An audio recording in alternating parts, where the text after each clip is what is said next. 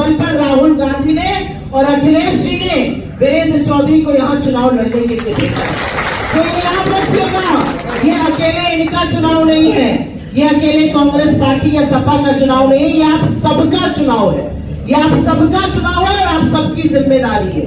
यहाँ पर क्योंकि विद्यासागर भाई ने ये बात कह दी और मैं एक बात कहती हूँ, 2022 में जब विधानसभा का चुनाव हो रहा था और जब मैं यहाँ पर वीरेंद्र जी के लिए प्रचार कर रही थी, मैंने वीरेंद्र भाई से कहा था आप विधायक बनने जा रहे हैं, ये मुझसे लिख कर ले लीजिए। और आज मैं कहती हूँ आप सांसद बनिएगा और ये लोग और यहाँ की जनता आपको सांसद बनाएगी, ये भी मैं लिख कर रहा हूँ। ये सच है, ये सच है कि महाराजगंज मेरा घर है, ये सच है कि मेरे पिता की कर्मभूमि है, मेरी जन्मभूमि है और बिल्कुल यहाँ से मेरा भी राजनीतिक महत्वाकांक्षा है। लेकिन जब मुझे पार्टी के शीर्ष नेतृत्व ने बोला कि इस बार आप अगर चुनाव ना लड़ें और इस पर आप एक बड़ी जिम्मेदारी केंद्र में निभा रही है, मैं सोशल मीडिया और डिजिटल प्लेटफॉर्म्स की भी हेड हूँ, आप अगर वो करिए, तो मेरे मन में कोई संशय नहीं था फिर चुनाव कौन लड़ेगा। मैंने पहला फोन इनको किया और कहा चुनाव आप लड़िए, जितनी मुस्तैदी से मैं लड़ती उतनी मुस्तैदी से हम सब आपके साथ खड़े रहेंगे और आपको चुनाव लड़ाएंगे। और मुझे लगता है कि जो होता है ईश्वर को जो मंजूर होता है वो अच्छा होता है। वीरेंद्र भाई यहाँ से चुने जाएं और एक 6 बार के चुने हुए अकर्मण्य सांसद यहाँ सचगंज ने मन बना लिया है। मैं एक दो बातें इसलिए करना चाहती हूँ क्योंकि वो बातें करनी जरूरी है, वो बातें इसलिए करनी जरूरी है जब थोड़ा मतभेद होगा, जब लगेगा कि कांग्रेस वालों को ज्यादा पूछ रहे हैं या समाजवादी लोगों को कम पूछ रहे हैं या आप वालों को नहीं पूछ रहे हैं, तो ये याद रखिएगा कि हम सब मोहब्बत वाले लोग हैं, हमारे लीडर मोहब्बत वाले हैं, हम नफरत के बाजार में मोहब्बत की दुकान खोलने वाले लोग हैं। तो ये याद रखिएगा, थोड़ा बहुत अगर इधर उधर कुछ हो जाए तो अपना समझकर माफ कर दीजिएगा और एक साथ मुट्ठी बांध के चुनाव लड़िएगा और हम जीतेंगे ये चुनाव। ये चुनाव मैंने पहले कहा कि संविधान को खत्म करने वाले और संविधान को बचाने वाले लोगों के बीच में चुनाव है। जब राहुल गांधी जी मंच पर या जब अखिलेश जी मंच पर या जब कल केजरीवाल जी रिहा होकर बाहर आए, तो ये क्या दिखाता है, ये किस बात का सूचक है? ये सूचक है इस बात का कि कायर तानाशाह बुरी तरह से डर गया है। वो जानता है कि सत्ता डगमगा रही है, वो जानते हैं कि सत्ता जाने वाली है, वो जानते हैं अपने अकर्मण्य सांसदों को इस बार वो बचा नहीं पाएंगे, कोई न कोई लहर चलाकर हर बार गुमराह नहीं कर पाएंगे। आप 5 किलो राशन की बात करिएगा, युवा आपसे रोजगार पूछेगा। आप विश्व गुरु की बात करिएगा, लोग गरीबी की बात करेंगे। आप अमेरिका की बात करिएगा, लोग आटे दही पर जीएसटी की बात करेंगे। आज लोग बेरोजगारी से, महंगाई से, आर्थिक असमानता से, गरीबी से, भूखमरी से तंग आ चुके हैं।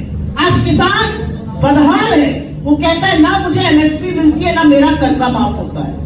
ये माफ करेंगे कर्जा 16 लाख करोड़ अपने मित्रों का, हम माफ करेंगे कर्जा किसानों का। ये बात करेंगे अडानी अंबानी की, हम बात करेंगे आपकी, आपके बच्चों की, आपके बच्चों के भविष्य की। ये बात करेंगे 5 किलो राशन की, हम बात करेंगे आपके बच्चों के भविष्य की, क्योंकि एक रात की रोटी आप कम खाते हैं कि बच्चे पढ़ जाएं। बच्चे पढ़ जाते हैं और उसके बाद बच्चे गाजर मूली की तरह भरकर जाते हैं, एग्जाम देते हैं, पेपर लीक हो जाता है। किसकी जिम्मेदारी है ये? और क्या होगा इन बच्चों के भविष्य का? क्यों सरकारी पद खाली है? ये बाबा साहब भीमराव अंबेडकर के संविधान को खत्म करना चाहते हैं क्योंकि ये आरक्षण के विरोधी है और आपसे नहीं, अनंत से ये आरक्षण के विरोधी है। और आरक्षण क्या है? राहुल गांधी जी क्या कह रहे हैं, अखिलेश जी क्या कह रहे हैं? हम किस बात की गिनती करने को बोलते हैं? हम तो सीधा ठोक के बोलते हैं, किस बात से डरते हो? गिनती क्यों नहीं करते हो? क्यों नहीं गिनती करते हैं आप? क्यों नहीं पता चले कितने पिछड़े, कितने आदिवासी, कितने दलित, कितने गरीब सामान्य वर्ग के लोग हैं? क्यों नहीं उनके लिए नीतियां बने? मैं तो सिर्फ पिछड़े आदिवासी दलितों की बात नहीं करती हूँ, मैं तो गरीब सामान्य वर्ग की भी बात करती हूँ। क्यों नहीं उनको फायदा मिले? क्यों नहीं दलितों को, आदिवासियों को, पिछड़ों को मौका मिले पढ़ने का? क्यों वो हाशिए पर रहे? आज सवाल इस बात का है। जब राहुल गांधी जी सदन में खड़े होकर आपसे कहते हैं कि 90 IAS अधिकारी जो भारत सरकार में सचिव है उसमें से सिर्फ 3 पिछड़े क्यों हैं, तो आप अपनी बात करते हैं। मोदी जी कहते हैं मैं सबसे बड़ा पिछड़ा हूँ। आपने क्या किया पिछड़ों के लिए?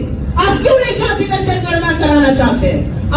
मोहन भागवत, आपके मनमोहन वैद्य, आपके गुरु गोवलकर सदैव से आरक्षण के विरोधी रहे हैं। और जब आपने 400 पार का नारा दिया तो ये देश समझ गया आप संविधान खत्म करना चाहते हैं, आप आरक्षण मिटाना चाहते हैं, और इसलिए ये देश उठ खड़ा हुआ है। ये देश आपको हरा रहा है, ये जनता आपको हरा रही है, महिलाएं आपको हरा रही है, युवा आपको हरा रहे हैं, किसान आपको हरा रहे हैं, श्रमिक आपको हरा रहे हैं। ये हो रहा है देश।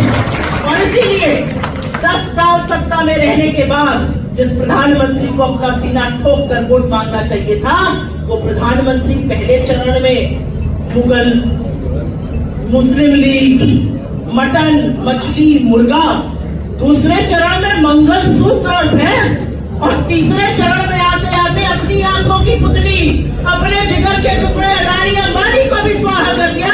क्योंकि नरेंद्र मोदी जानते हैं कि यह चुनाव वो हार रहे हैं। ये चुनाव में अगर गड़बड़ी नहीं होगी और हम होने नहीं देंगे, नरेंद्र मोदी 150 पार करने के लाले पड़े हैं। असलियत ये है कि जनता समझ चुकी है, जनता जागरूक है, जनता जानती है। हमने आपको 10 साल का मौका दिया, लेकिन आपने नीतियां अमीरों के लिए बनाई। आपने महाराजगंज की जनता के लिए क्या किया? 6 बार का चुना हुआ सांसद, राज्य मंत्री, वित्त मंत्रालय में क्या किया महाराजगंज के लिए? कितने बैंक, कितनी शाखाएं यहाँ खुलवाई, कौन सा रोजगार बनाया, कौन से कार्यालय बनाए, रेल तक नहीं लेकर आए। लानत है ऐसा कर्मण्य पर। आप चुनिए वीरेंद्र भाई को, और उनके चुनने में आप समाजवाद को चुनिएगा, आप कांग्रेस को चुनिएगा, आप आम आदमी पार्टी को चुनिएगा, आप कम्युनिस्ट को चुनिएगा, क्योंकि ऐसे लोगों का चुनकर सदन में जाना जरूरी है जो आपकी आवाज बने। और इसीलिए जरूरी है कि आप जैसे कर्मठ कार्यकर्ता जागरूक हो जाइए, एकजुट हो जाइए, सारे आपसी मतभेद भुला दीजिए, एक साथ खड़े हो जाइए। ये सिर्फ और सिर्फ आज की तारीख से 19 दिन की लड़ाई है, 480 घंटे की लड़ाई है। हर घंटा जरूरी है कि आप लोग इस देश के लिए, इस गठबंधन के लिए, इंडिया गठबंधन के लिए खड़े होइए। मैं अंतिम बात आपसे कहती हूँ, हम क्यों जीत रहे हैं? हम इसलिए जीत रहे हैं क्योंकि हम इंडिया में, और इंडिया कभी नहीं आता। इंडिया के सामने बड़े बड़े खड़े हो जाते हैं, लेकिन इंडिया को हराने वाले की कब पैदा नहीं हुआ है, और इंडिया कभी नहीं आता। और इसीलिए नरेंद्र मोदी इंडिया कहने से घबराते हैं। अरे आप अपनी माँ को अम्मी कहिए, अम्मा कहिए, माई कहिए, मम्मी कहिए, अपने देश को आप कुछ भी कहिए। अपने देश का नाम कौन बिगाड़ता है? इंडी गठबंधन क्या होता है जी? इंडिया का नाम लेने से कतराते हो, क्योंकि आप डरते हैं कि जब इंडिया खड़ा हो जाता है तो इंडिया के आगे बड़े बड़े हाथ जाते हैं। और इस समय इंडिया खड़ा हो चुका है, इस समय ये देश खड़ा हो चुका है, और ये देश हमसे चुनाव लड़ रहा है। मेरी आप सबसे हाथ जोड़ के गुजारिश है, 19 दिन की बात है, 480 घंटे हैं, दिन के 5-6 घंटे सोइए, लेकिन बाकी सारा वक्त अपना समर्पित करिए कैंडिडेट को जिताने में। एक विश्वास से राहुल जी ने, एक विश्वास से प्रियंका जी ने, एक विश्वास से अखिलेश जी ने, एक विश्वास से खड़गे जी ने, एक विश्वास से एक धरोहर को लेकर आगे बढ़ने का काम वीरेंद्र भाई करेंगे। इस धरोहर में, इस मिट्टी में मुलायम सिंह की यादें शामिल है, इस मिट्टी में इंदिरा गांधी की यादें शामिल है, इस मिट्टी में राजीव गांधी की शहादत शामिल है। इस मिट्टी को हिंदुस्तान कहते हैं, और हिंदुस्तान को अगर जीवित रखना है तो संविधान को जीवित रखना है। इस हिंदुस्तान के लिए जरूरी है कि आप सब एकजुट होइए। जब और जहां आप चाहेंगे, मैं पूरी तरह से आपके साथ खड़ी हूं। जैसा कि इन्होंने कहा, 14 तारीख को नामांकन का जुलूस है, उसमें हमारे बड़े नेता भी आ रहे हैं, मैं उसमें बिल्कुल आऊंगी। उसके बाद मैंने ऑलरेडी इनसे कह दिया है कि चुनाव के 1 हफ्ता पहले मैं पूरे वक्त महाराजगंज में रहूंगी। अभी थोड़ी और राज्यों की जिम्मेदारी है, वो खत्म करके मैं आपके बीच रहूंगी। लेकिन मैं अपने युवा साथियों से एक बात कहूंगी, जो युवा था ना, उसके ऊपर चश्मा ज्यादा चढ़ा था मोदी का, वो चश्मा उतर गया है। और जब युवा मन बना लेता है तो वो इतिहास रचता है। वो इतिहास रचता है क्योंकि तलवारों की धारों पर इतिहास हमेशा बनता है। जिस ओर जवानी मुड़ती है उस ओर जमाना होता है। और कमर कसकर वीरेंद्र चौधरी जी को जिताइए। जहां जहां जाइए, जहां पैरवी कर सकिए, जहां वोट मांग सकिए, जहां चिरौरी करनी पड़े, जहां हजूरी करनी पड़े, जहां हक से वोट मांगना पड़े, आप 1 जून को हर बूथ पर तैनात रहिए, एक वोट डलवाइए, और फिर देखिए कि हम इस तानाशाही सरकार को कैसे उखाड़ फेंकेंगे। और जनता की आवाज सुनने वाली सरकार, जो आपकी आवाज सुने, उसको वहां पर बिठाएंगे। मैं बहुत माफी चाहती हूँ यहाँ पर मेरे